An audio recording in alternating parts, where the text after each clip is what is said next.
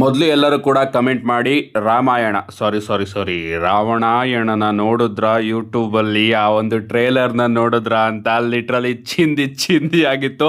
ನಾನಂತೂ ಎಕ್ಸ್ಪೆಕ್ಟೇ ಮಾಡಿರಲಿಲ್ಲ ಗುರು. ಲೀಕ್ಸ್ಗಳು ಬರ್ತಾ ಇತ್ತು, ನಾನು ಅದನ್ನು ಕೂಡ ಫಾಲೋ ಮಾಡ್ತಾ ಇದ್ದೆ. ಯಾಕಂದರೆ ಈ ಒಂದು ರಾಮಾಯಣ ಮೂವಿನ ಆ ಒಂದು ಅದನ್ನೆಲ್ಲದೂ ಕೂಡ ಎಷ್ಟು ಕನ್ಸ್ಯೂಮ್ ಮಾಡಿದ್ದೆ ಅಂದರೆ ಲೀಕ್ಸ್ಗಳು ಬಂದರೂ ಕೂಡ HD ನಾನು ಸಿಕ್ಕಾಪಟ್ಟೆ ಎಕ್ಸೈಟೆಡ್ ಆಗ್ತಾ ಇದ್ದೆ. ನಿಜವಾಗ್ಲೂ ನನ್ನ ಎಕ್ಸ್ಪೆಕ್ಟೇಷನ್ಸ್ನ ಕಂಪ್ಲೀಟಾಗಿ ಅದು ಮೀಟ್ ಮಾಡಿದೆ ಅಂತಲೇ ಹೇಳ್ಬೋದು.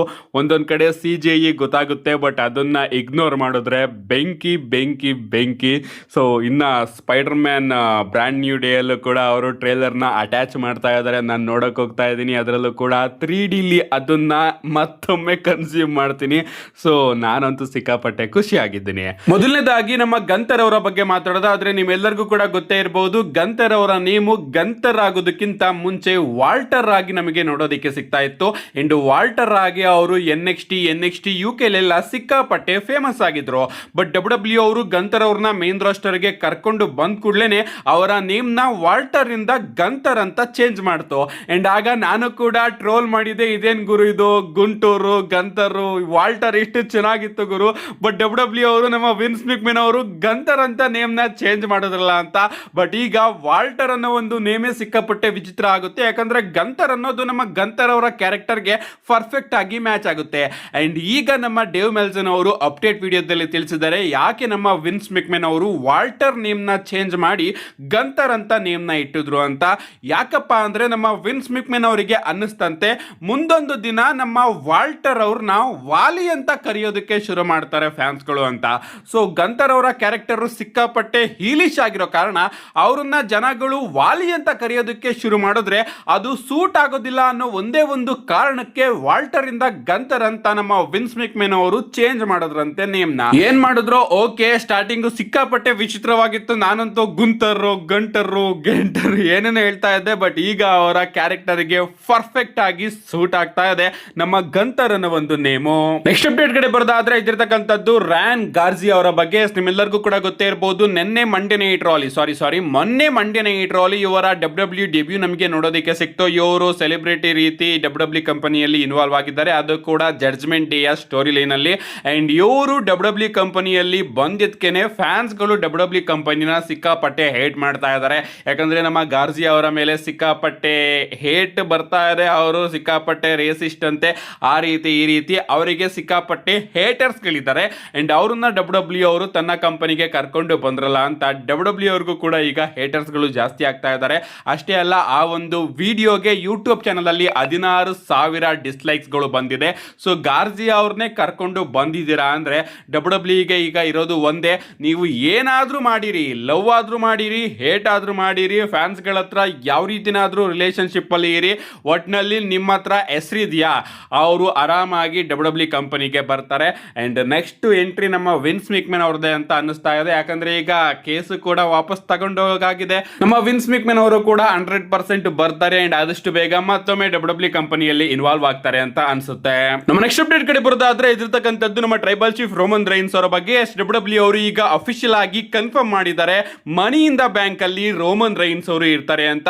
ಮನಿ ಇನ್ ದ ಬ್ಯಾಂಕ್ ನಮಗೆ ಅಕ್ಟೋಬರ್ 10ನೇ ತಾರೀಕು ನೋಡೋದಕ್ಕೆ ಸಿಗ್ತಾ ಇದೆ. ಅಂಡ್ ಆ ಒಂದು ಶೋಗೆ WWE ಅವರು ಅಫಿಷಿಯಲ್ ಆಗಿ ರೋಮನ್ ರೈನ್ಸ್ ಅವ್ರನ್ನ ಅಡ್ವರ್ಟೈಸ್ ಮಾಡಿದ್ದಾರೆ.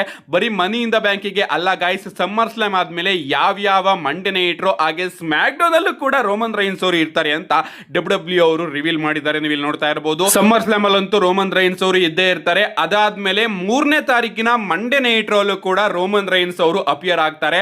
ಸೊ ರಾ ಆಫ್ಟರ್ ಸಮ್ಮರ್ ಸ್ಲಾಮ್ ಅಲ್ಲೂ ಕೂಡ ನಮ್ಮ ಟ್ರೈಬಲ್ ಚೀಫ್ ರೋಮನ್ ರೈನ್ಸ್ ಅವರು ಇರ್ತಾರೆ. ಇದ್ರ ಪ್ರಕಾರ ಸಮ್ಮರ್ ಸ್ಲಾಮ್ ಅಲ್ಲಿ ಅವರು ಚಾಂಪಿಯನ್ಶಿಪ್ ನ ರಿಟೈನ್ ಮಾಡ್ಕೊಳ್ಳೋದು 99% ಕನ್ಫರ್ಮ್ ಆಗಿದೆ.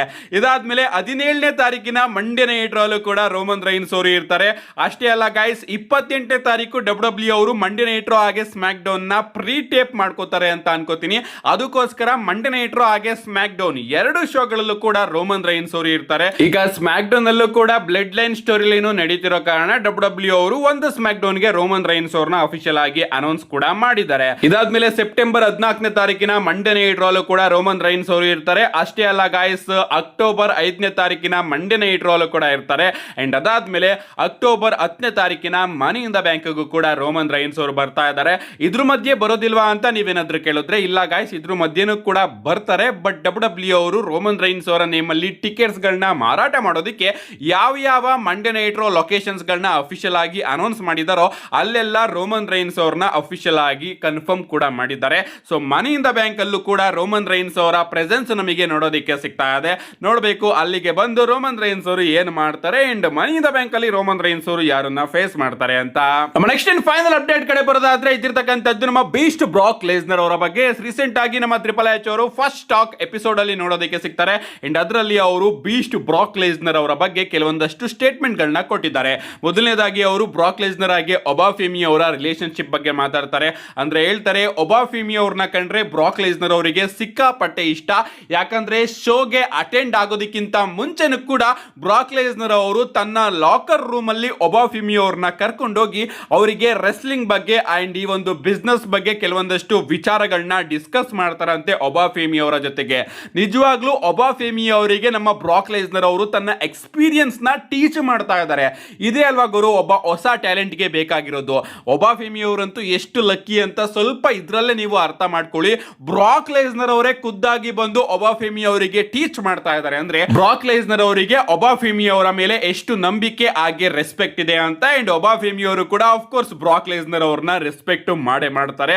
ಸೊ ಗುರು ಶಿಷ್ಯರ ರೀತಿ ಬ್ಯಾಕ್ ಸ್ಟೇಜ್ ಅಲ್ಲಿ ನಮಗೆ ಬ್ರಾಕ್ ಲೆಸ್ನರ್ ಹಾಗೆ ಒಬಾಫೆಮಿ ಅವರ ನಡುವೆ ಸಂಬಂಧ ನೋಡೋದಕ್ಕೆ ಸಿಗ್ತಾ ಇದೆ. ಅಷ್ಟೇ ಅಲ್ಲ, ಫೈನಲಿ ಆಗಿ ಅವರು ಬ್ರಾಕ್ ಲೆಸ್ನರ್ ಅವರ ರಿಟೈರ್ಮೆಂಟ್ ಬಗ್ಗೆನೂ ಕೂಡ ಒಂದು ಅಪ್ಡೇಟ್ ನ ಕೊಡ್ತಾರೆ. ನಮ್ಮ ಟ್ರಿಪಲ್ ಎಚ್ ಅವರು ಸಿಂಪಲ್ ಆಗಿ ಹೇಳ್ತಾರೆ, ಸಮ್ಮರ್ ಸ್ಲಾಮ್ ಆದ್ಮೇಲೆ ರೆಸ್ಲಿಂಗ್ ಅಲ್ಲಿ ಇರ್ತಾರೋ ಬಿಡ್ತಾರೋ ಅನ್ನೋದು ಬ್ರಾಕ್ ಲೆಸ್ನರ್ ಅವರಿಗೆ ಬಿಟ್ಟಿದ್ದು. ಅದ್ರ ಬಗ್ಗೆ ನಾನು ಮಾತಾಡೋದಕ್ಕೆ ಹೋಗೋದಿಲ್ಲ ಅಂತ ನಮ್ಮ ಟ್ರಿಪಲ್ ಎಚ್ ಅವರು ಸ್ಟೇಟ್ಮೆಂಟ್ ನ ಕೊಟ್ಟಿದ್ದಾರೆ. ಅಂದ್ರೆ ಸಮ್ಮರ್ ಸ್ಲಾಮ್ ಮುಗಿದ್ಮೇಲೆ ಡಬ್ಲ್ಯೂ ಕಂಪನಿಯಲ್ಲಿ ರೆಸ್ಲಿಂಗ್ ಅಲ್ಲಿ ಕಂಟಿನ್ಯೂ ಮಾಡಬೇಕು ಬಿಡಬೇಕು ಅನ್ನೋದು ಬ್ರಾಕ್ ಲೆಸ್ನರ್ ಅವರಿಗೆ ಬಿಟ್ಟಿದ್ದಂತೆ. ಅಂದ್ರೆ ಬ್ರಾಕ್ ಲೆಸ್ನರ್ ಅವ್ರಿಗೆ ಏನಾದ್ರು ಇಲ್ಲ ನಾನು ಡಬ್ಲ್ಯೂ ಕಂಪನಿಯಲ್ಲಿ ಇರ್ತೀನಿ ಅಂತ ಅವ್ರು ಅನ್ಕೊಂಡ್ರೆ ಅವರು ಆರಾಮಾಗಿ ಬರ್ಬೋದಂತೆ. ಆಫ್ಕೋರ್ಸ್ ಬ್ರಾಕ್ ಲೆಸ್ನರ್ ಅವರ ಆರನೇ ಅಂತದ್ದು. ವಿನ್ಸ್ ಮೆಕ್ಮೆನ್ ಇರ್ಲಿ, ಟ್ರಿಪಲ್ ಎಚ್ ಇರ್ಲಿ, ಬ್ರಾಕ್ ಲೆಸ್ನರ್ ಏನಾದ್ರು ಬರಬೇಕು ಅನ್ಕೊಂಡ್ರೆ 100% ಅವರು ಬಂದೇ ಬರ್ತಾರೆ. ಬರಬಾರ್ದು ಅನ್ಕೊಂಡ್ರೆ ಅವ್ರು ಏನ್ ಮಾಡಿದ್ರು ಕೂಡ ಬರೋದಿಲ್ಲ. ಬಟ್ ನನ್ನ ಪ್ರಕಾರ ಸಮ್ಮರ್ ಸ್ಲಾಮ್ ಮುಗಿದ್ಮೇಲೂ ಕೂಡ ಬ್ರಾಕ್ ಲೆಸ್ನರ್ ಅವರು ಕಂಪನಿಗೆ ಬರ್ತಾರೆ ಅಂತ ಅನ್ಕೋತೀನಿ. ಯಾಕಂದ್ರೆ ನೆಕ್ಸ್ಟ್ ಸ್ಟಾಪ್ ಇರೋದು ರಸಲ್ ಮೇನಿಯಾ, ಅದು ಕೂಡ ಸೌದಿ ಅರೇಬಿಯಾದಲ್ಲಿ. ಸೊ ಬ್ರಾಕ್ ಲೆಸ್ನರ್ ಅವರಿಗೆ ಎಷ್ಟು ಕೋಟಿ ಕೊಡೋದಕ್ಕೂ ಕೂಡ ಸೌದಿ ಅರೇಬಿಯಾದವರು ರೆಡಿ ಆಗಿರ್ತಾರೆ. ನಿಮ್ಗೆ ಅನ್ಸುತ್ತೆ ಗಾಯ್ಸ್ ಇದ್ರ ಬಗ್ಗೆ ನಿಮ್ಮ ಅನಿಸಿಕೆನ ಕಮೆಂಟ್ ಮಾಡಿ ಅಂತ ಹೇಳ್ತಾ, see you guys in my next video.